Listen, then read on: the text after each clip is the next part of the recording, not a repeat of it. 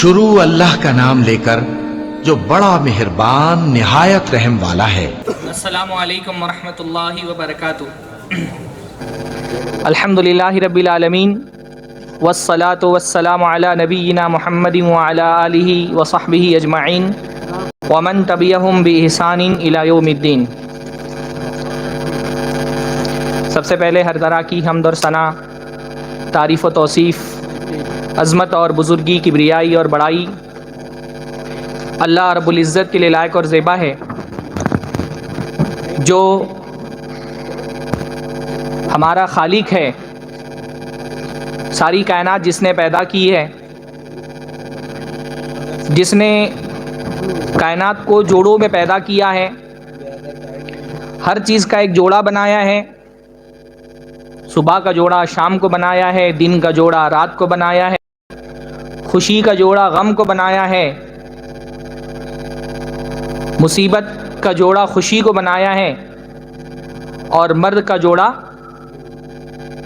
عورت کو بنایا ہے۔ بھئی اچھی تقریر اندر سے نکلے، اس کے لیے بہت ضروری ہوتا ہے کہ سامعین کی طرف سے چہرے ہلتے رہیں، اور یہاں اتنا اندھیرا ہے اور سامعین میرے اتنے دور ہیں کہ چہرے کا تاثر مجھ تک نہیں پہنچ پا رہا ہے، تو دو چار چہرے جب تک ہلتے ہوئے نہیں دکھیں گے تب تک اندر سے تقریر نکلے گی نہیں۔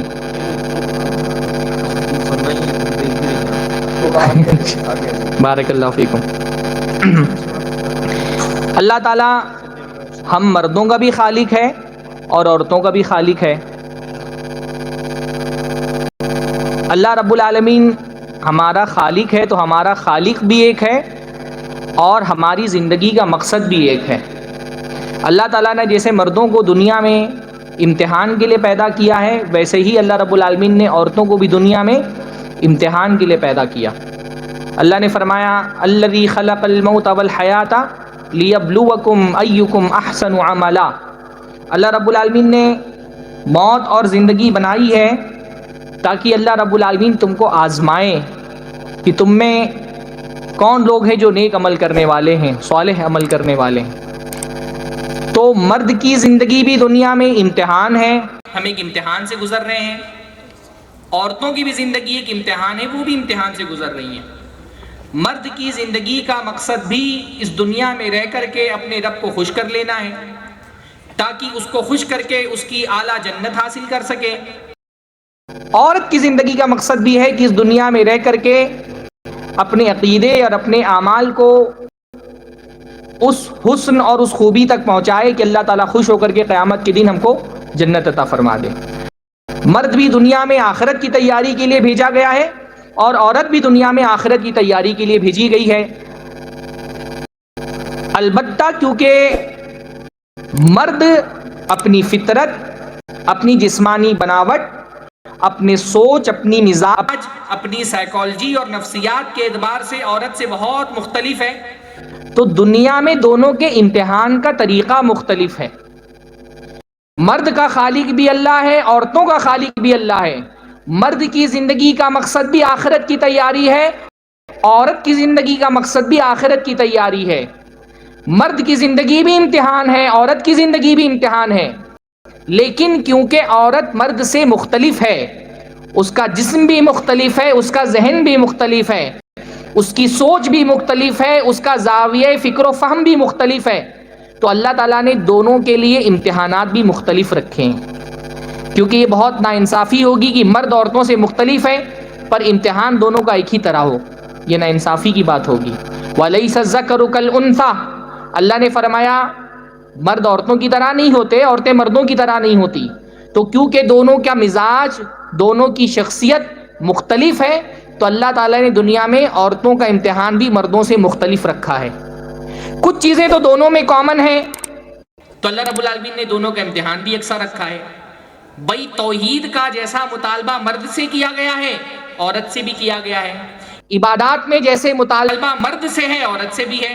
نماز مرد کو بھی پڑھنی ہے، عورت کو بھی پڑھنی ہے۔ شروط، موانع مختلف ہو سکتے ہیں، پر نماز مردوں پہ واجب ہے تو عورتوں پہ بھی واجب ہے۔ روزہ اللہ نے مردوں پہ واجب کیا تو عورتوں پہ بھی واجب کیا۔ حج اللہ نے مردوں پہ واجب کیا ہے، عورتوں پہ بھی واجب کیا ہے۔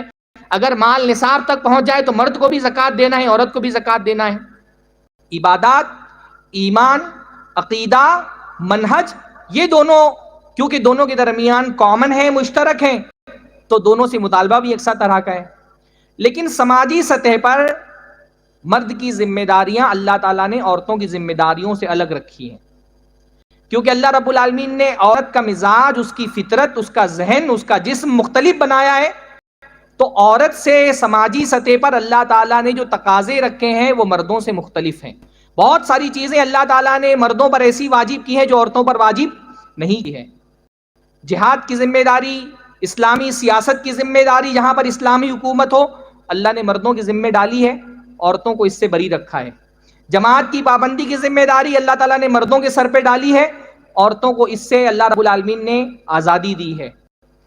گھر کی معاشی کفالت، مالی ذمہ داریاں اللہ رب العالمین نے ساری کی ساری مردوں کے کندھوں پہ ڈالی ہے۔ اللہ رب العالمین نے عورت کو گھر سنبھالنے کے لیے 1 روپیہ بھی پیسہ کمانے کا مکلف اور ذمہ دار نہیں بنایا ہے۔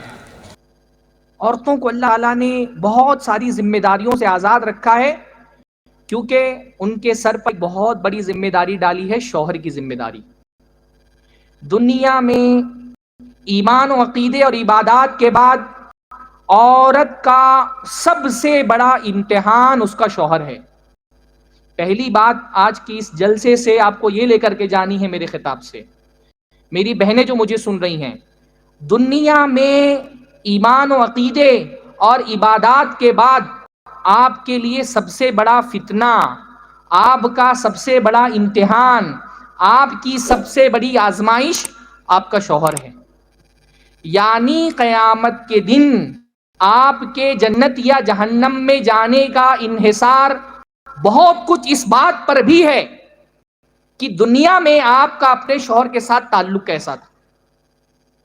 قیامت کے دن آپ کے جنت اور جہنم میں جانے کا جو فیصلہ ہوگا، اس فیصلے میں یہ بات بھی بہت اہم رول ادا کرے گی کہ دنیا میں آپ کا رویہ اپنے شوہر کے ساتھ کیسا تھا۔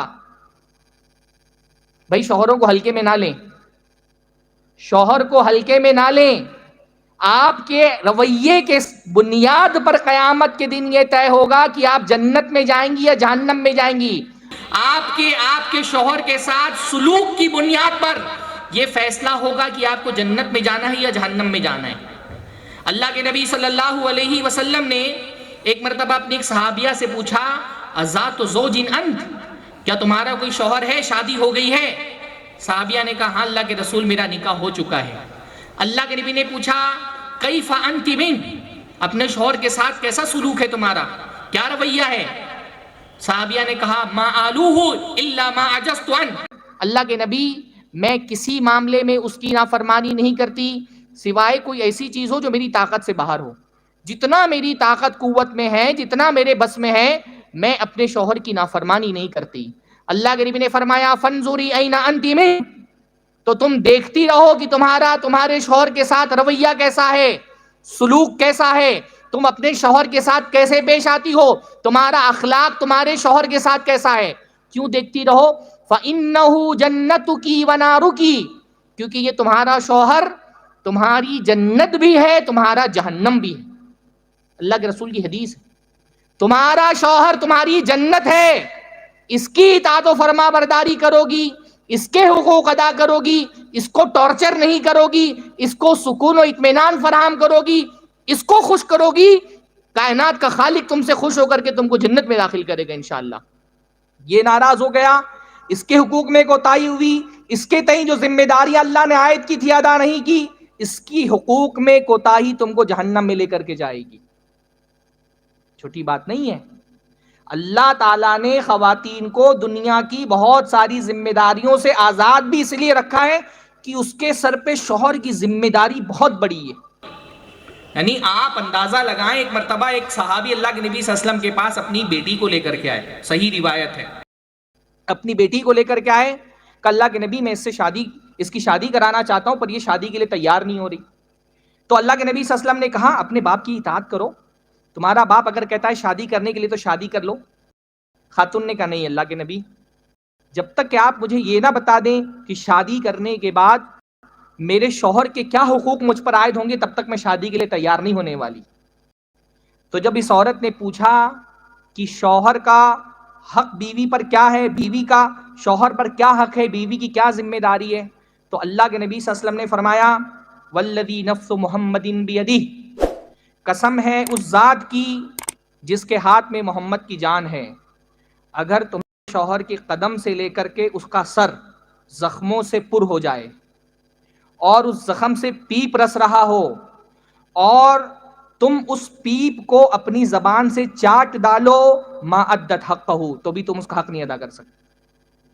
اس کے زخم سے نکلنے والے پیپ کو اگر زبان سے چاٹ لو تو بھی اس کا حق نہیں ادا ہونے والا. وہ عورت ڈر گئی کہ اللہ کے نبی اب میں نکاح نہیں کروں گی، میں اب نکاح نہیں کروں گی، ڈر گئی اپنی ذمہ داریوں سے. تو بھئی پہلا پیغام تو ہماری بہنوں کو یہی دینا ہے، اگر آپ شادی شدہ ہیں، میں یہ مسئلہ بہت شدت سے محسوس کرتا ہوں کہ ہمارے معاشرے میں جو بے دین عورت ہے اس کو جانے دیں، اس کو تو نہ اللہ کے حق کی پرواہ ہے نہ شوہر کے حق کی پرواہ ہے. ماشاءاللہ دیندار عورتیں، نماز کی پابند، روزوں کی پابند، صبح شام کے اذکار کی خوب پابند، تہجد گزاریاں کرنے والی، شوہر سے سیدھے منہ بات ہی نہیں کر رہی. دین کے معاملات میں اتنی حساس، اتنی عبادت گزار کہ ماتھے پر سجدے کے نشان، لیکن شوہر کے معاملے میں انتہا درجے کی جہالت کی شکار. بھائی ایک مسلمان عورت اگر واقعتاً ایمان والی ہے تو ایک عورت کا ایمان محض اس کو عبادت گزار نہیں بناتا. ایک عورت واقعتاً ایمان والی ہے تو اس کا ایمان صرف اللہ کے ساتھ اس کے تعلق میں نہیں دکھنا چاہیے. ایمان کا نور جب ایک مسلمان عورت کے دل میں منور ہوتا ہے تو اس کے کردار کے ہر گوشے کو منور کرتا ہے. ایک مسلمان عورت اگر واقعتاً مسلمان ہے، ایک مومنہ عورت واقعتاً اگر اس کے دل میں ایمان کا چراغ جل رہا ہے تو اس چراغ کی روشنی اس کے اپنے شوہر کے ساتھ اخلاق میں بھی دکھائی دینی چاہیے. ایک مسلمان عورت کا اپنے شوہر کے ساتھ رویہ ویسا ہی رہے جیسے کافر عورت کا رویہ ہے، ایسا نہیں ہو سکتا. ایمان ایک مسلمان عورت کو فرما بردار، اطاعت گزار، اپنے شوہر کا خیال رکھنے والا بھی. اللہ کے نبی نے اس لیے عورتوں کے لیے جنت کا راستہ اللہ نے اس لیے آسان کر دیا. مردوں پر اللہ تعالیٰ نے بہت زیادہ ذمہ داریاں ڈالی ہیں جنت تک پہنچنے کے لیے، عورتوں کے لیے معاملات آسان رکھیں. اللہ رب العالمین نے فرمایا، اللہ کے نبی نے فرمایا ایما امراتن صلت خمسہا، کوئی بھی عورت جو 5 وقت کی نماز پڑھتی ہے، رمضان کے روزے رکھتی ہے، اپنی عزت کی حفاظت کرتی ہے اور اپنے شوہر کی اطاعت کرتی ہے، 4 کام کر لے، جنت کے جس دروازے سے داخل ہونا چاہے داخل ہو جائے. تو مسلمان عورت کو یہ سمجھنا چاہیے کہ اس کا دین اس سے صرف نماز روزوں اور عبادتوں کا تقاضا نہیں کرتا، اس کا دین بنیادی تقاضا اس سے یہ کرتا ہے کہ اپنے شوہر کی اطاعت و فرما برداری کرو، اس کے حقوق ادا کرو. ایمان اگر آپ کا سچا ہے، اگر آپ ایمان کے دعوے میں سچی ہیں تو اس ایمان کے دعوے کا اثر آپ کے شوہر کے ساتھ آپ کے سلوک میں دکھنا چاہیے. ایک مومنہ عورت کا کردار بہت روشن ہوتا ہے، وہ بیوی بنتی ہے تو مثالی بیوی بنتی ہے. ایک مومنہ عورت جب وہ بیوی بنتی ہے تو اس کے کردار میں کون سی خوبیاں پائی جاتی ہیں، میں ایک ایک کر کے آپ کے سامنے بیان کرتا ہوں. سب سے بڑی خوبی ایک مومنہ عورت کی یہ ہوتی ہے کہ مومنہ عورت اپنے شوہر سے اس کے دین کے معاملے میں معاون ہوتی ہے. مومنہ عورت کون ہے؟ اللہ کے نبی صلی اللہ علیہ وسلم نے فرمایا بہترین عورت ہے. دنیا میں لوگ مال جمع کرتے ہیں پر دنیا کا سب سے بہترین مال کون سا ہے؟ اللہ کے نبی صلی اللہ علیہ وسلم نے فرمایا قلب شاکر، شکر کرنے والا دل، لسان ذاکر، ذکر کرنے والی زبان، وامرأۃ صالحۃ تعینک علی امر دنیاک و دینک، اور نیک بیوی جو دین اور دنیا کے معاملے میں تمہاری مدد کرے. نیک بیوی کی، اچھی بیوی کی سب سے اچھی صفت کیا ہے؟ وہ اپنے شوہر کے دین کے معاملے میں معاون ہوتی ہے. وہ صراط مستقیم پر اکیلے نہیں چلتی، اپنے شوہر کو اپنا ہمسفر بنا کر کے چلتی ہے. مومنہ عورت کی سب سے بڑی خوبی یہ ہے کہ وہ اپنے شوہر کے دین کے معاملے میں معاون ہوتی ہے. ایک اچھی بیوی جب زندگی میں آتی ہے نا، اچھی بیوی کی علامت یہ ہے کہ بیوی کی زندگی میں آتے ہی بندے کا ایمان بوسٹ ہو جائے، اس کی دینداری میں اضافہ ہو، وہ نمازوں کا پابند ہو جائے، چہرے پر داڑھی نہیں، شادی سے پہلے نکاح ہوتے ہی بیوی داڑھی رکھوا لے، کسی حرام کام کا ارتکاب کرا تھا، بیوی آئی تو اس سے توبہ کر لے. اچھی بیوی کی علامت یہ ہے کہ کنوارے کی زندگی جیسے ہی وہ شادی شدہ زندگی میں کنورٹ ہو، دینداری میں اس کے اضافہ ہو جائے. اگر آپ کے ساتھ بھی ایسا ہی ہوا ہے تو آپ سمجھیے کہ آپ کو دنیا کا بہترین متاع ملا ہے. مومنہ عورت ہر مسئلے میں دین کے اپنے شوہر کی مدد کرتی ہے. بھائی دین میں سب سے پہلے عقیدہ آتا ہے. مومنہ عورت اپنے شوہر کے عقیدے اور ایمان کی اصلاح کرنے والی ہوتی ہے. ہمارے یہاں یہ بہت افسوسناک صورتحال ہے، حالانکہ یہ ہونا تو نہیں چاہیے، لیکن بہت سارے معاشروں میں یہ دیکھنے میں آتا ہے کہ لڑکی ماشاءاللہ اہل حدیث ہے، موحد ہے، جاہل باپ اس کو جا کر کے کسی قبر پرست کی نکاح میں دے دیتا ہے، کسی مزار پرست کے نکاح میں دے دیتا ہے. ایک مسلمان لڑکی پر اس سے بڑا اور کوئی ظلم نہیں ہو سکتا کہ اس کی شادی کسی قبر پرست سے کرا دی جائے. بھائی کسی موحد کی چوتھی بیوی بن کر کے رہے اس کے لیے درست ہے بنسبت کسی مشرک کی کسی قبر پرست کی اکلوتی بیوی بن کر کے رہے وہ. اور میں فتوے کی زبان میں یہ بات کہتا ہوں، اگر کوئی باپ جبرن اپنی موحد بیٹی کی شادی کسی قبر پرست سے کرا رہا ہے تو اس لڑکی کو یہ حاصل ہے کہ وہ قاضی کے پاس جائے اور اپنے باپ کی ولایت ساقط کرا دے اور کسی اور قاضی کی ولایت میں کسی موحد سے نکاح کر لے. کسی اور پر اس سے بڑا اور ظلم ہو ہی نہیں سکتا کہ وہ موحدہ ہے اور اس کی شادی کسی قبر پرست سے کرا دی جائے، وہ متبع سنت ہے اور اس کی شادی کسی مبتدع اور بدعتی سے کرا دی جائے. بھائی ولی کیوں بنایا جاتا ہے؟ تاکہ لڑکی کی شادی اس کے کفر سے کرائی جائے نا. اور کفاعت میں سب سے بری بات یہ ہے کہ ایک دیندار عورت کو بے دین آدمی کے پلو سے باندھ دیا جائے، ایک موحد عورت کو کسی بت پرست اور کسی کافر اور کسی مشرک کسی قبر پرست کے نکاح میں دے دیا جائے. لیکن اب ہمارے یہاں بعض مرتبہ صورتحال ایسی ہو جاتی ہے، بعض مرتبہ لڑکی یہ کام نہیں کر پاتی ہے، بعض مرتبہ ایسا ہوتا ہے کہ جب نکاح ہوا تھا تو خود لڑکی اس کا منہج اس کا عقیدہ سلامت نہیں تھا، لیکن اللہ تعالیٰ نے اس کو توفیق دے دی، ہدایت کے راستے پہ آ گئی. ایسی عورت کو چاہیے کہ اپنے شوہر کے عقیدے کی اصلاح کرے.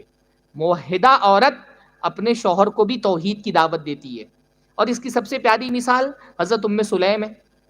ہاں ام سلیم اللہ کے نبی صلی اللہ علیہ وسلم کی عظیم صحابیاں، اللہ کے نبی صلی اللہ علیہ وسلم نے جنت میں جن کے قدموں کی آہٹ سنی، کہا جب میں جنت میں گیا تو دیکھا کہ وہاں پر ام سلیم موجود ہیں، ابو طلحہ کی بیوی، بڑی پیاری خاتون. اور ان کی سیرت میں اپنی بہنوں سے کہوں گا کہ موقع ملے تو حضرت ام سلیم کی سیرت پر کوئی درس سنیں یا کوئی ان کا مضمون پڑھے. بڑی اعلیٰ کردار کی خاتون ہے. ان کے شوہر کا انتقال ہو گیا تو ان کے پاس حضرت ابو طلحہ کا رشتہ آیا. ابو طلحہ اس وقت تک کے مسلمان نہیں ہوئے تھے، مشرک تھے. رشتہ بھیجا تو ام سلیم نے بڑے پیارے انداز میں کہا کہ ابو طلحہ آپ تو ایسے آدمی ہیں کہ جن کا رشتہ ریجیکٹ نہیں کیا جا سکتا. کون سی خاتون ہے جو آپ سے نکاح نہیں کرنا چاہے گی؟ لیکن آپ تو مشرک ہیں، آپ بت پرست ہیں، میں موحد ہوں، میں مسلمان ہوں. کسی موحدہ عورت کو یہ زیب نہیں دیتا کہ وہ کسی مشرک سے اور بت پرست سے نکاح کرے. ابو طلحہ نے کہا میں تم کو مہر میں سونے اور چاندی دوں گا. ام سلیم نے کہا تمہارا سونا چاندی مجھے نہیں چاہیے، تم بس اس شرک سے توبہ کر کے اس کفر سے توبہ کر کے مسلمان ہو جاؤ، تمہارا اسلام ہی انشاءاللہ تعالی میرے لیے نکاح میں مہر ہوگا. جس بت کی تم پوجا کرتے ہو فلاں قبیلے کا ایک نجاشی، فلاں قبیلے کا حبشی اس کو تراشتا ہے، کیا تم کو زیب دیتا ہے کہ کسی انسان کے کسی غلام کے تراشے ہوئے بت کے سامنے سر جھکاؤ؟ توحید کی دعوت دی، توحید کی دعوت دی. ابو طلحہ نے سوچنے کے لیے وقت مانگا اور اس کے بعد آئے، اسلام قبول کر لیا، ام سلیم سے نکاح ہو گیا. ام سلیم نے ان کے اسلام ہی کو اپنا مہر مان لیا. واللہ دنیا میں اس سے بھی بڑا مہر کسی کو ملا ہوگا؟ ہاں ایمان اسلام، وہ بھی کس کا؟ کسی عام انسان کا نہیں، ایک صحابی کا اسلام. وہ کیا کس کو مہر میں ملا؟ حضرت ام سلیم کو مہر میں ملا. حضرت ایک اور خاتون ہے، آپ میں سے کوئی بتائے گا جن کی دعوت پر ان کے شوہر نے اسلام قبول کیا تھا؟ ایک اور صحابی ہیں، اکرمہ ابن ابی جہل، ان کی بیوی ام ہشام. اکرمہ ابن ابی جہل فتح مکہ کے وقت اللہ کے نبی صلی اللہ علیہ وسلم سے لڑنے کے لیے نکلے، جب شکست کھا چکے تو بھاگ گئے اور یمن کے سفر کی نیت سے وہ غالباً جدہ تک پہنچ گئے، کشتی پر سوار ہو گئے. پیچھے سے ام ہشام آئیں، ان کو اسلام کی دعوت دی، اللہ کے نبی صلی اللہ علیہ وسلم کا امن نامہ ان کو پڑھ کر کے سنایا. ان کی اس دعوت پر ان کے شوہر نے اسلام قبول کیا. تو مسلمان عورت سب سے پہلے کیا؟ اپنے شوہر کے عقیدے کی حفاظت کرتی ہے. اس کے شوہر کے عقیدے میں کہیں پرابلم ہے تو اس کی اصلاح کرتی ہے. تو میری بہنوں پہلے آپ کو خود اس کے لیے توحید پر آنا پڑے گا. افسوس کے ساتھ یہ کہنا پڑتا ہے کہ اپنے شوہر کے عقیدے کی اصلاح کرنا تو دور کی بات، ہمارے یہاں تو صورتحال یہ بنی ہوئی ہے کہ بہت ساری قبر پرست عورتوں سے موحد لڑکے شادی کرتے ہیں اور یہ موحد لڑکوں کی توحید خراب ہو جاتی ہے. واللہ مجھے افسوس ہوتا ہے، لیکن میں نے اہل حدیث علاقوں میں، اہل حدیث گھرانوں میں یہ دیکھا کہ مسلمان اہل حدیث گھر کے بچے تعویذ پہنے ہوئے ہیں. میں نے وہاں کے علماء سے پوچھا، بھائی آپ کا گاؤں ماشاءاللہ علماء کا گاؤں ہے، اتنی بڑی تعداد میں علماء اہل حدیث علماء موجود ہیں، یہ بچوں کے گلے میں تعویذیں لٹکی ہوئی ہیں. تو کہا مولانا ہمارے یہاں بہت زیادہ بڑی تعداد میں بریلوی گھرانوں کی لڑکیاں آتی ہیں اور ان کی وجہ سے گھر میں شرک کا ماحول بنا ہوا ہے. کتنے افسوس کی بات ہے. آج آپ دیکھیں شرک کی غلاظت میں مردوں سے زیادہ عورتیں ڈوبی ہوئی ہیں. بازاروں پر آپ دکھائی دے گا کہ مرد کم عورتیں زیادہ ہیں. تعویذ گنڈا لکھنے والوں کی لائن میں آپ دیکھیں گے 20% مرد ہیں تو 80% عورتیں ہیں. پہلے اپنی عقیدے کی اصلاح کریں، پھر اپنے شوہر کے عقیدے کی اصلاح کریں.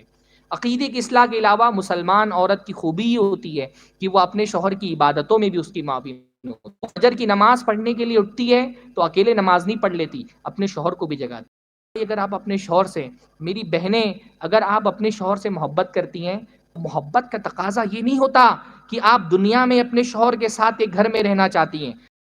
سچی محبت کا تقاضا یہ ہے کہ آپ کی تمنا ہو کہ میں جنت میں اپنے شوہر کا ہاتھ پکڑ کے داخل ہوں. ہے کہ نہیں؟ اگر یہ محبت سچی ہے تو فجر کی نماز اکیلے پڑھنے کے لیے نہیں اٹھیے، فجر کی نماز پڑھنے کے لیے اٹھیے.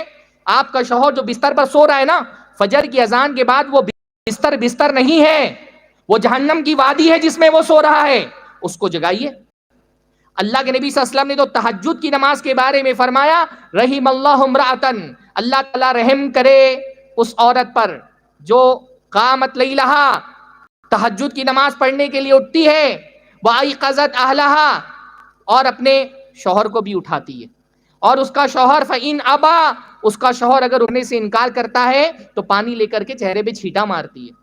بھائی چلیے تہجد کے لیے نہیں اٹھ سکتی ہیں لیکن فجر کی نماز تو پڑھنے کے لیے اٹھتی ہیں انشاءاللہ تعالی. امید کرتا ہوں کہ اٹھتی ہوں گی. نہیں اٹھتی تو اٹھیے اور اپنے شوہر کو بھی اٹھائیے. عبادتوں میں اس کا تعاون کریے، روزوں میں اس کا تعاون کریے. روزہ آپ رکھ رہی ہیں، شوہر نہیں رکھ رہا، کھانا مت بنا کے دیجیے بھائی. شوہر اگر روزہ نہیں رکھ رہا، کھانا مانگ رہا ہے تو اس کو کھانا کھلانا، بے روزہ شوہر کو کھانا کھلانا معصیت میں اس کا تعاون کرنا ہے، اور یہ تعاون حرام ہے. واللہ علم. شیخ صحیح بول رہا ہوں؟ ہاں، اگر شوہر روزہ نہیں رکھتا تو آپ اس کو کھانا نہیں کھلائیں گی، کیونکہ یہ آدمی اللہ کی نافرمانی کر رہا ہے. اور نافرمانی میں اللہ رب العالمین نے فرمایا وَلَا تَعَاوَنُوا عَلَى الْإِثْمِ وَالْعُدْوَانِ، گناہ کے کام میں کسی کی مدد مت کرو.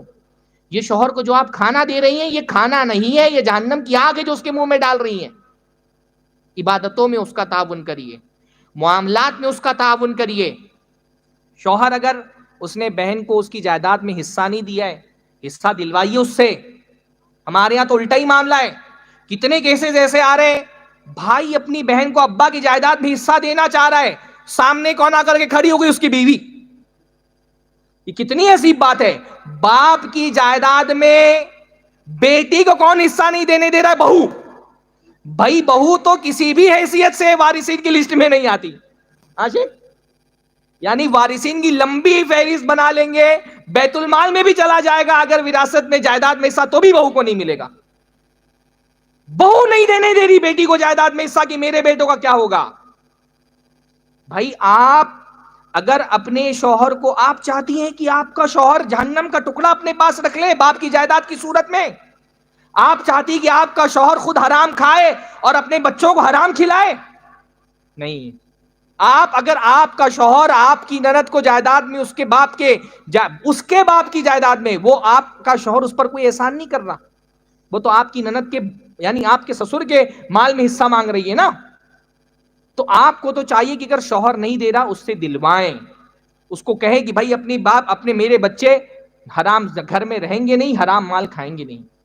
شوہر اگر حرام کمائی کر رہا ہے، بیشتر شوہروں کا مسئلہ کیا ہوتا ہے، ان کی حرام کمائی اس لیے ہوتی ہے تاکہ اپنے بیٹوں اور اپنی بیوی کا پیٹ بھرے. مسلمان عورت کبھی یہ گوارا نہیں کرتی کہ اس کا شوہر حرام مال لا کر کے اس کے پیٹ میں جہنم کی آگ ڈالے، اس کے بچے حرام سے پلیں. چھڑوائیے شوہر سے یہ حرام کمائی.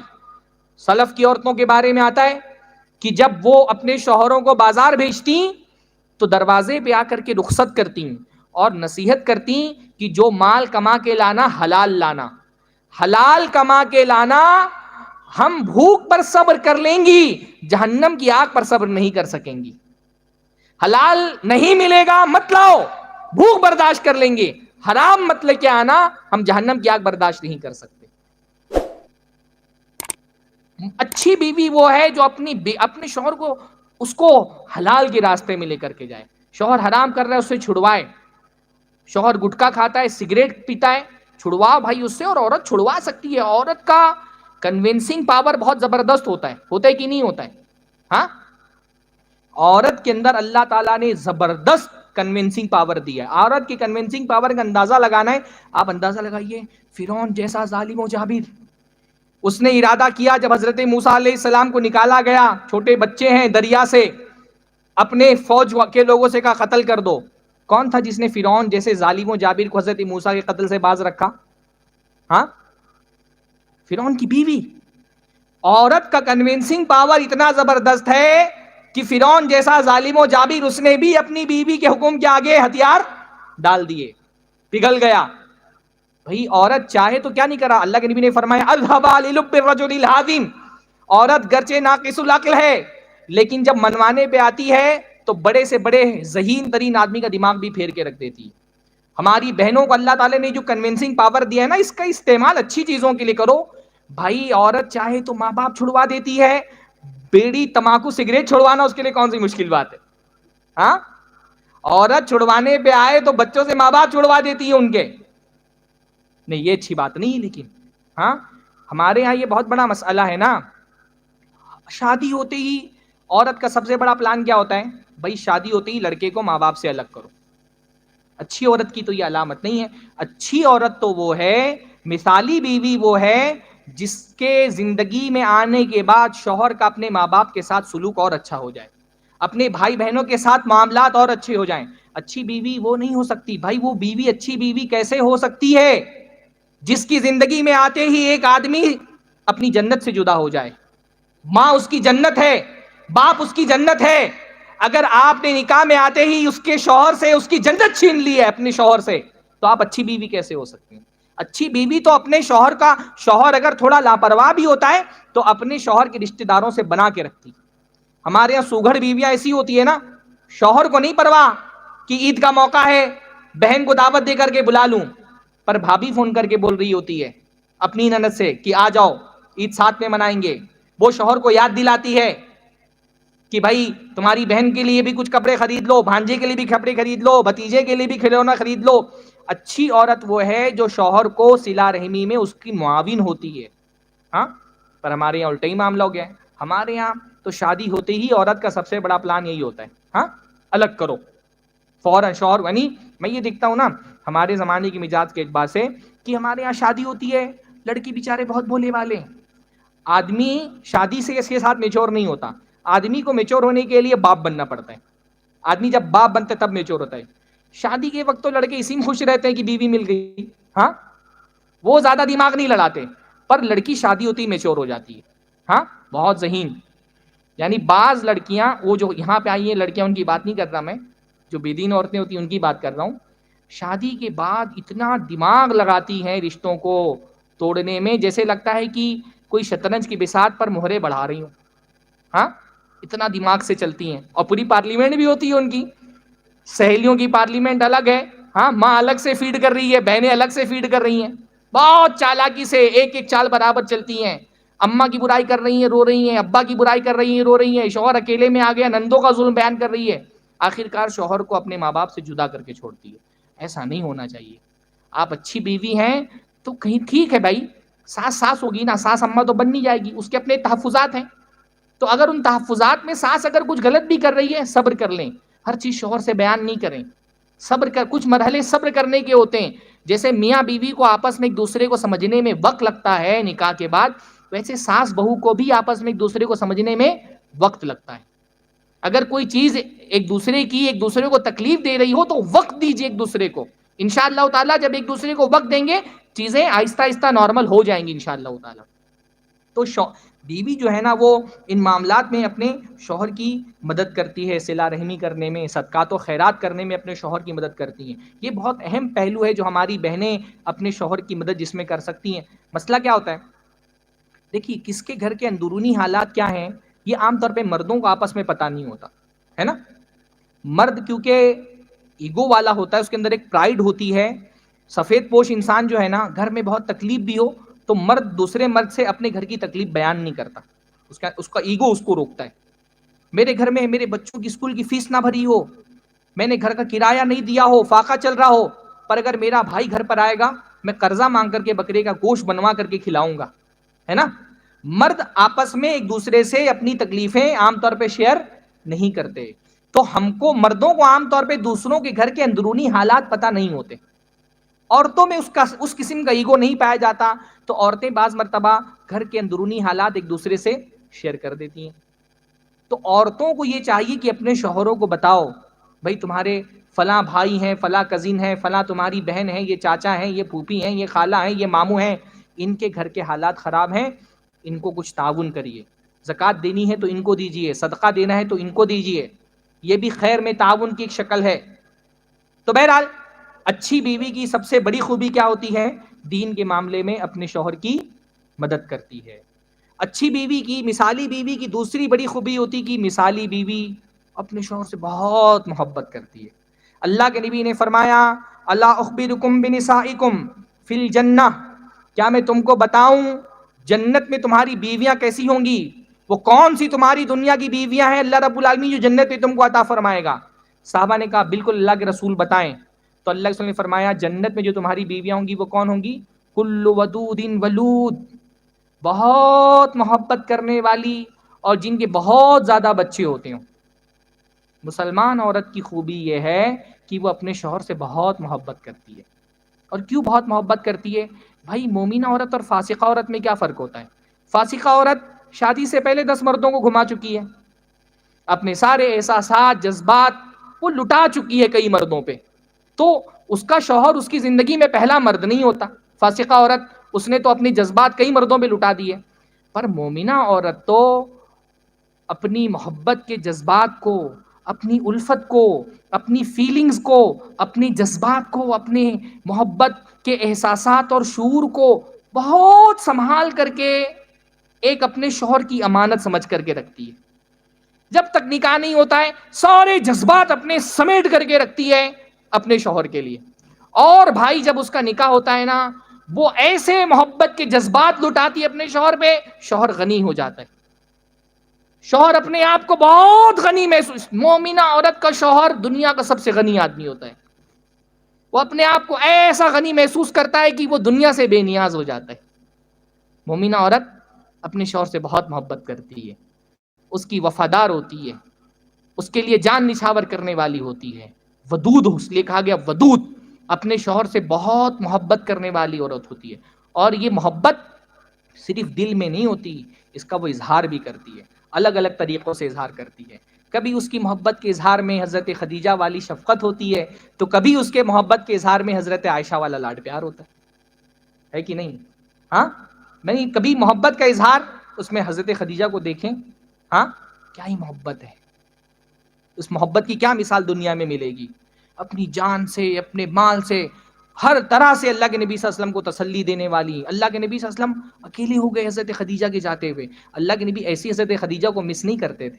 ہاں یعنی حضرت خدیجہ کا اللہ کے نبی صلی اللہ علیہ وسلم کی زندگی میں جو مقام تھا اس کا اندازہ اس بات سے لگائیے، حضرت خدیجہ کی وفات ہو گئی پر اللہ کے نبی صلی اللہ علیہ وسلم زندگی بھر حضرت خدیجہ کو بھولے نہیں.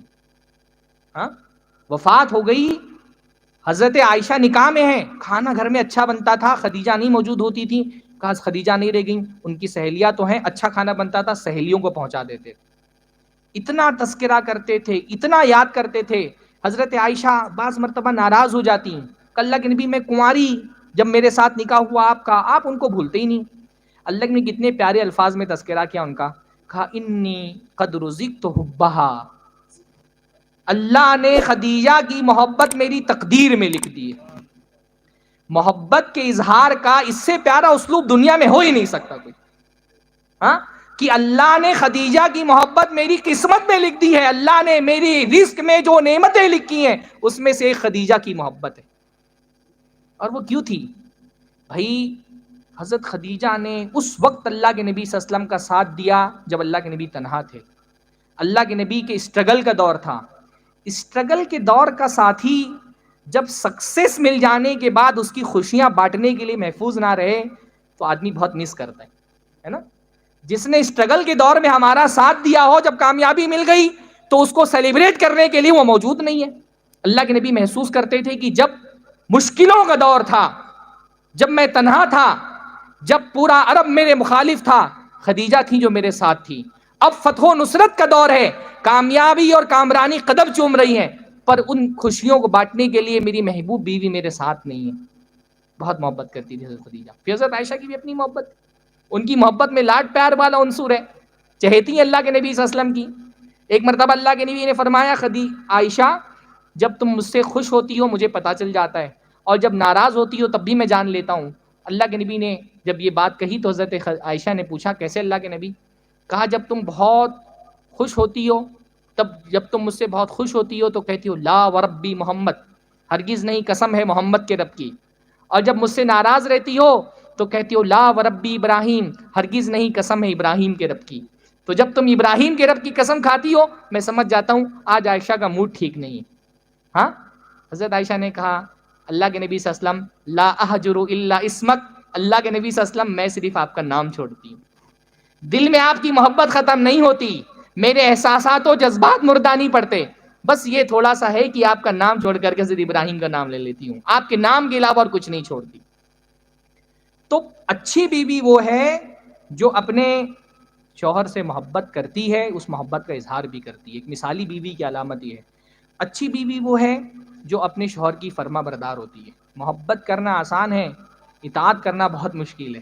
ہاں، محبت کرنا آسان ہے، اطاعت کرنا مشکل ہے، لیکن اچھی بیوی کون ہے؟ جو اپنے شوہر کی اطاعت کرتی ہو۔ اللہ کے نبی نے فرمایا بہترین عورت کون ہے؟ تطیعوہ اذا امر، جب اس کا شوہر اس کو کسی چیز کا حکم دے وہ فرما برداری کرے، اپنے شوہر کی بات مانے۔ یہ اطاعت اس درجے کی ہے کہ اللہ کے نبی نے ایک حدیث میں فرمایا عورتیں، بیویاں اپنے شوہر کے کنٹرول میں ایسی ہوتی ہیں جیسے لونڈیاں اپنے مالک کے کنٹرول میں ہوتی ہیں۔ اس لیے جب تم میں سے کوئی اپنی بیٹی کے لیے شوہر منتخب کر رہا ہے تو دیکھ لے کہ اپنی بیٹی کس کے ہاتھ میں دینے جا رہا ہے، کہ ایک مرتبہ نکاح میں دے دیا تو پھر وہ اپنے شوہر کی فرما برداری میں ایسی بندھ جاتی ہیں جیسے کوئی لونڈی اور غلام اپنے مالک کی فرما برداری میں بندھ جاتا ہے۔ تو شوہر کی اطاعت کرنا ہے، شوہر سے اطاعت نہیں کروانا ہے، شوہر کو کنٹرول نہیں کرنا ہے۔ مومنہ عورت اور فاسقہ عورت میں ہی فرق ہوتا ہے۔ مومنہ عورت اپنے آپ کو اپنے شوہر کے حوالے کر دیتی ہے، اور فاسقہ عورت اپنے شوہر کو کنٹرول کرنے کی کوشش کرتی ہے، ڈومینیٹ کرنے کی کوشش کرتی ہے۔ وہ چاہتی ہے کہ شوہر ہر معاملے میں میری بات سنے، میں شوہر کی بات نہیں سنوں، شوہر میرا فرما بردار بن کر کے رہے۔ اور بہت سارے بیچارے معصوم شوہر سنتے بھی ہیں۔ ہاں، ہمارے یہاں بیشتر شوہروں کا عالم یہی ہے کہ بجائے بیوی سے اطاعت کرانے کے ہاتھ بن کر کے بیوی کی اطاعت کرتے ہیں۔ یعنی یہ معاملہ جہاں میں تو یہ سمجھتا ہوں کہ زن مریدی کا ایسا دور ہے نا کہ اپنی قوامیت کے ساتھ زندگی گزارنا ایک قوام آدمی کے لیے مشکل ہو گیا۔ چاروں طرف بیویوں کے مرید ہیں، اس میں کوئی آدمی اگر اپنی قوامیت کا اظہار کرے تو بیوی اشارہ کر کے بتاتی ہیں فلانی کو دیکھو اس کا شوہر کتنا فرما بردار ہے۔ یہ بڑا مشکل ہے بھائی، جب ہر طرف بیویوں کے فرما بردار پائے جاتے تو مجھ جیسا آدمی بہت پریشان ہو جاتا ہے جس نے سماج نہیں دیکھا ہے، صرف کتاب دیکھا ہے۔ ہم مولویوں کا پرابلم یہ بھائی، ہم نے سماج نہیں دیکھا، ہم نے زندگی کو کتاب سے سیکھا ہے۔ کتاب تو یہ بتاتی کہ شوہر قوام ہے، کتاب تو یہ بتاتی ہے عورت کو شوہر کی فرما برداری کرنی چاہیے۔ اب اس کے بعد مدرسے سے نکلنے کے بعد نکاح ہوتا ہے تو پتہ چلتا ہے سماج میں تو عورت قوام بنی ہوئی۔ ہاں، ہمارے معاشرے کی صورتحال اس کار کی طرح ہے جس کی ڈرائیونگ سیٹ پہ بیٹھا ہے مرد، لیکن وہ کار چلتی ہے عورت کے ڈائریکشن سے۔ آدمی ڈرائیونگ آدمی کر رہا ہے پر ڈائریکشن عورت کا ہوتا ہے۔ یہ بہت بڑا مسئلہ ہے۔ مطلب کیوں شوہر کو قابو کرنا ہے بھائی؟ ہاں، کیوں اس کو اپنا فرما بردار بنانا ہے؟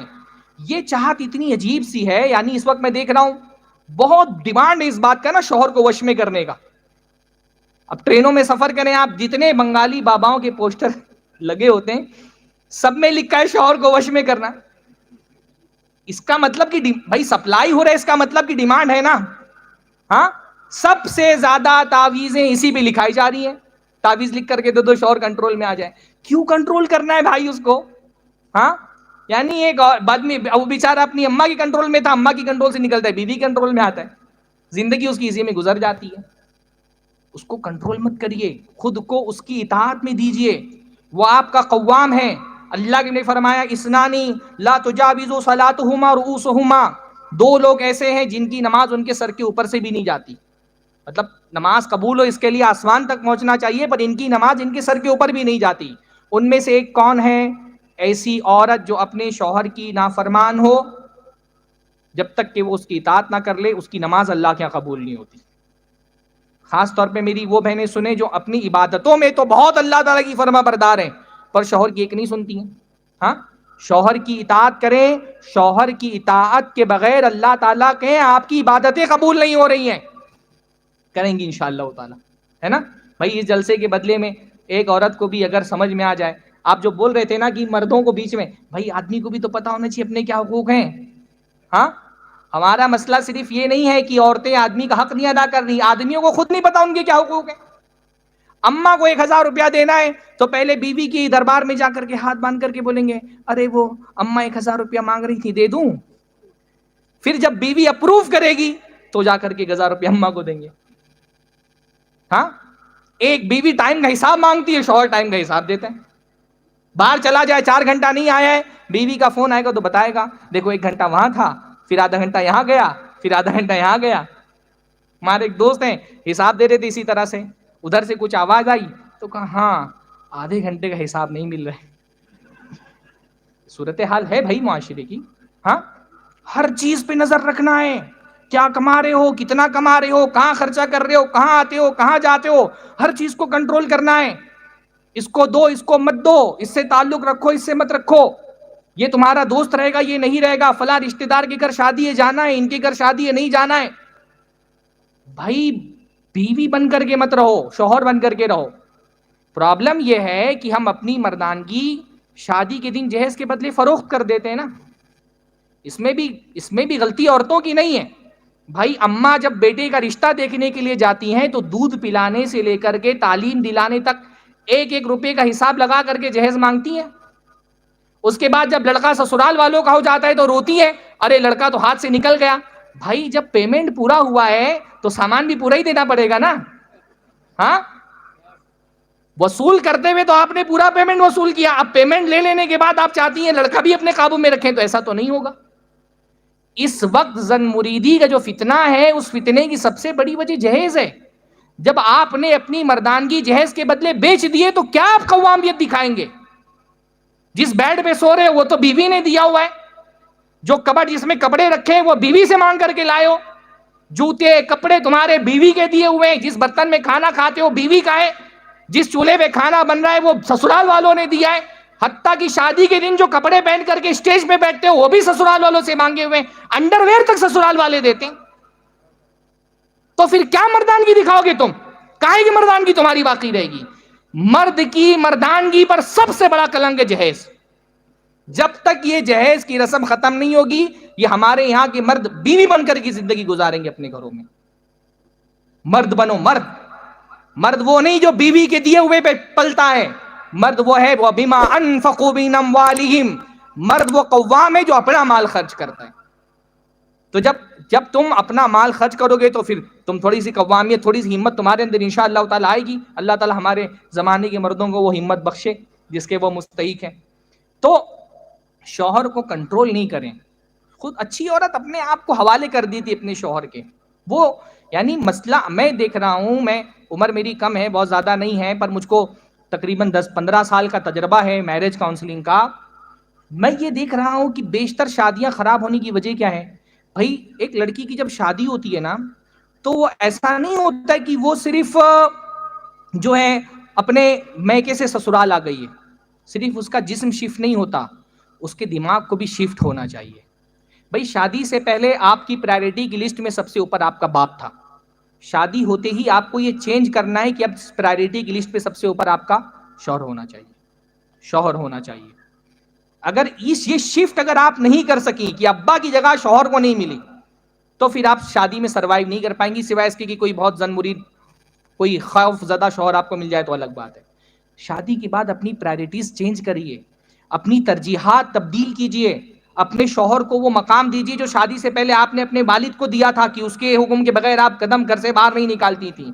یہ شفٹ نہیں ہوگی تو شادی کامیاب ہونے کا امکان بہت کم ہوتا ہے۔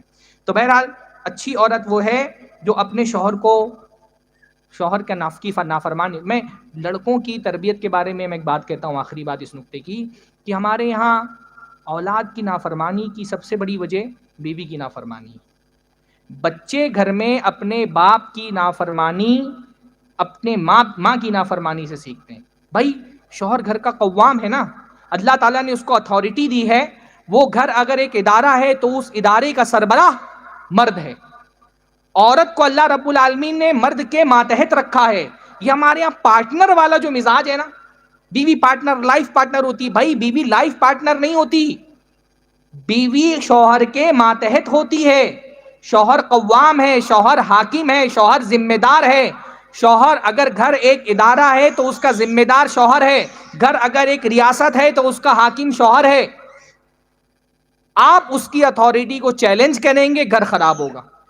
ریاست کا ذمہ دار حاکم ہوتا ہے، گھر کا ذمہ دار شوہر ہوتا ہے۔ ریاست میں اگر عوام حاکم کی اتھارٹی کو چیلنج کریں گے، ریاست تباہ ہو جائے گی۔ گھر میں اگر بیوی شوہر کی اتھارٹی کو چیلنج کرے گی، گھر تباہ ہو جائے گا۔ اگر بیوی ہی اپنے شوہر کی اتھارٹی کو نہیں مان رہی، اس کو قوام تسلیم نہیں کرتی، بات بات پہ اس کی نافرمانی کرتی ہے، تو بچے بھی نہیں مانیں گے قوام۔ بچے نافرمانی اپنی ماں سے سیکھتے ہیں شوہر کی۔ آپ چاہتی ہیں کہ آپ کے بچے آپ کے شوہر کے فرما بردار رہیں، تو یہ فرما برداری پہلے آپ کو کرنی چاہیے۔ تو بہرحال اچھی بیوی کی ایک خوبی اور یہ ہوتی ہے کہ اچھی بیوی اپنے شوہر کا احترام کرتی ہے۔ مجھے 10 منٹ پہلے بتائیے، 10 منٹ۔ اچھی بیوی وہ ہے جو اپنے شوہر کا احترام کرتی ہے، اس کو عزت دیتی ہے۔ ہاں، اللہ کے نبی صلی اللہ علیہ وسلم نے احترام کے معاملے میں تو یہاں تک کہ فرما دیا کہ اگر اللہ رب العالمین نے کسی انسان کو دوسرے انسان کے لیے سجدے کی اجازت دی ہوتی تو اللہ تعالیٰ عورت سے کہتا شوہر کو سجدہ کر لو۔ احترام کا یہ معیار اللہ تعالیٰ کو مطلوب ہے۔ ابھی ہم آپ کو سجدہ نہیں کرنا ہے، صرف اپنی زبان سنبھالنی ہے، وہ نہیں سنبھل رہی آپ سے۔ ہاں، عورت کو سجدہ نہیں کرنا ہے، صرف اپنی زبان سنبھالنی ہے۔ بعض خواتین ان کے شوہروں کے ساتھ ان کا رویہ دیکھ کر کے ایسا لگتا ہے وہ بیوی نہیں اماں ہیں۔ ہاں، اماؤں کی طرح بیویاں شوہروں کو ڈانٹتی ہیں بڑی مجلس میں۔ بھائی اکیلے میں ڈانٹ دو تو سمجھ میں بھی آتا ہے، بڑی مجلس میں ڈانٹ دے رہی ہیں تو اس کے ماں باپ کے سامنے ڈانٹ دے رہی ہیں۔ ہاں، احترام کریے، اپنے شوہر کو عزت دیجیے، اس کو اس کی اتھارٹی کو تسلیم کریے۔ اچھی بیوی کی ایک علامت یہ ہے کہ وہ اپنے شوہر کی وفادار ہوتی ہے، وہ اپنی عزت کو اپنے شوہر کی امانت سمجھتی ہے۔ تحفظہ فی نفسہا، اللہ کے نبی نے فرمایا بہترین عورت وہ ہے جو اپنی عزت کی حفاظت کرے۔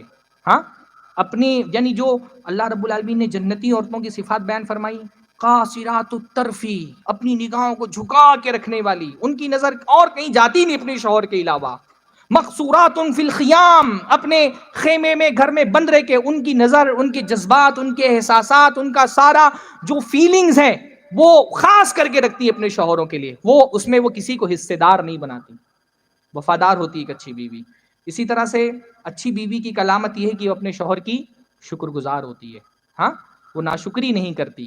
مثالی بیوی کی علامت اللہ نے فرمایا جو بندہ بندے کا شکر گزار نہ ہو وہ اللہ کا بھی شکر گزار نہیں ہو سکتا۔ عورت کتنی بھی عبادت گزار ہو لیکن اگر شوہر کے ساتھ اس کا رویہ ناشکری والا ہے تو وہ اللہ تعالیٰ کی شکر گزار نہیں ہو سکتی۔ بلکہ اللہ کے نبی نے فرمایا اللہ تعالیٰ کے نزدیک بدترین ناشکری کیا ہے؟ ایک نعمت میں رہنے والے آدمی کی ناشکری۔ غنی آدمی اگر ناشکرا ہو، جس کو اللہ نے اپنی نعمتوں سے نوازا ہے، وہ اگر ناشکرا ہو تو اللہ تعالیٰ کے یہاں یہ بدترین قسم کی ناشکری۔ اور اللہ کے نبی نے اس کی مثال یہی بیان کی کہ ایک عورت ہے، گھر میں بیٹھی ہے، نہ اس کے پاس شوہر، نہ اس کے پاس مال، نہ اس کے پاس اولاد۔ پھر اللہ تعالیٰ اس کی زندگی میں ایک شوہر لے کر کے آتا ہے، وہ شوہر زندگی میں آ کر کے عورت کی زندگی کو سنوار دیتا ہے، اس پر اپنا مال بھی خرچ کرتا ہے، گھر کی صورت میں ایک سائبان، ایک چھت اس کو فراہم کرتا ہے۔ اللہ تعالیٰ اس کے ذریعے سے مال بھی دیتا ہے، اولاد بھی ملتی ہے، عورت خوشحال ہو جاتی ہے۔ لیکن شوہر بھی تو انسان ہے، کہیں اس سے بھی کوئی کمی ہو جاتی ہے، شوہر سے تھوڑی سی کہیں کمی ہو گئی، اس کی ساری محنت پہ عورت پانی پھیر دیتی ہے، کہتی ما رأیت منک خیرا قط، تمہارے اندر میں نے کبھی کوئی بھلائی نہیں دیکھی۔ جس نے اپنی پوری زندگی اپنے بیوی بچوں پہ لٹا دیا، کہیں تھوڑی سی کمی ہو گئی، بیوی بولتی ہے میری قسمت پھوٹی تھی، ابا نے کہاں شادی کرا دی، ہاں اتنے اچھے اچھے رشتے آ رہے تھے، ابا کو تم ہی ملے تھے۔ بھائی 90% عورتوں کا ڈائلوگ ہوتا ہے میری جیسی ہے جو تمہارے ساتھ کاٹ رہی ہے، دوسری ہوتی تو کب کا نکل گئی ہوتی، ہاں۔ اور تعجب یہ ہے کہ دوسری کو موقع بھی نہیں دیتی۔ ارے بھائی اگر آپ کا دعویٰ یہ ہے کہ دوسری ہوتی تو نکل گئی ہوتی تو ایک مرتبہ موقع ہی دے کے دیکھ لو نکلتی کہ نہیں نکلتی، ہاں۔ تو اللہ کے فرمایا یہ بدترین قسم کی ناشکری ہے کہ شوہر سب کچھ دے رہا ہے اس کے باوجود اس کی ناشکری ہے۔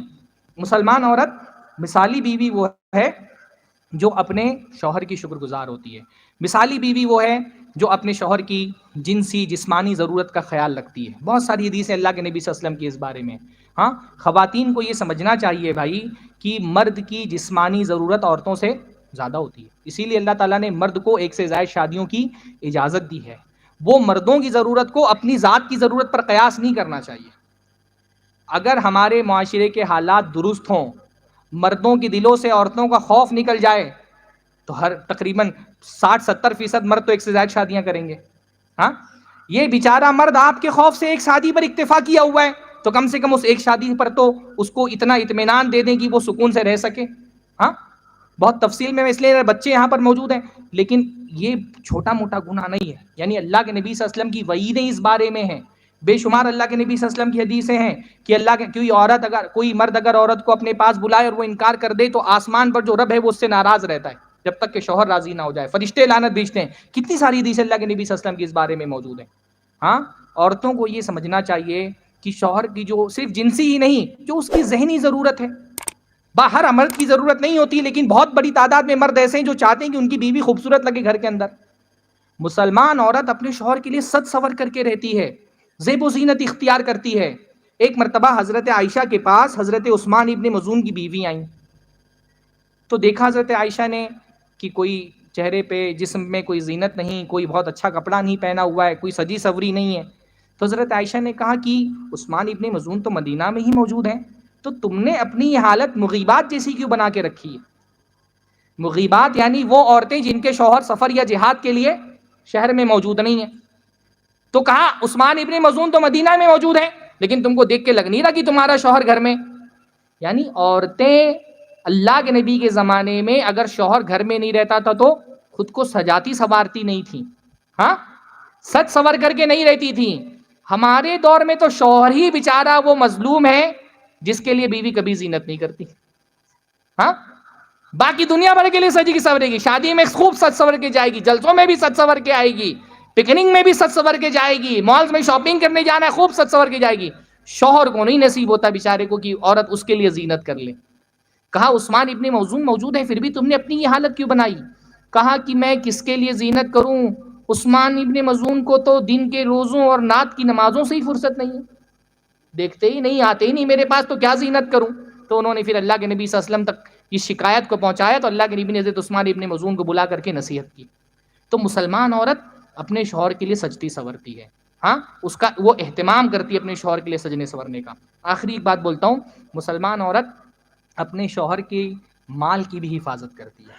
ہمارے گھروں میں عام طور پہ مزاج یہی ہوتا ہے نا کہ شوہر اپنا مال اپنی بیوی کے پاس رکھتا ہے، عورتوں کے کنٹرول میں ہوتا ہے، عورت اس مال کو امانت سمجھے اپنے شوہر کی۔ اللہ کے نے فرمایا بہترین عورت کون ہے؟ جو اپنی نفس کی اور اپنے شوہر کے مال کی حفاظت کرتی ہے۔ اس مال کو جو شوہر محنت سے آپ کو کما کے لا کر کے دے رہا ہے، بھائی پہلی تو اللہ کا شکریہ ادا کریں، ہاں۔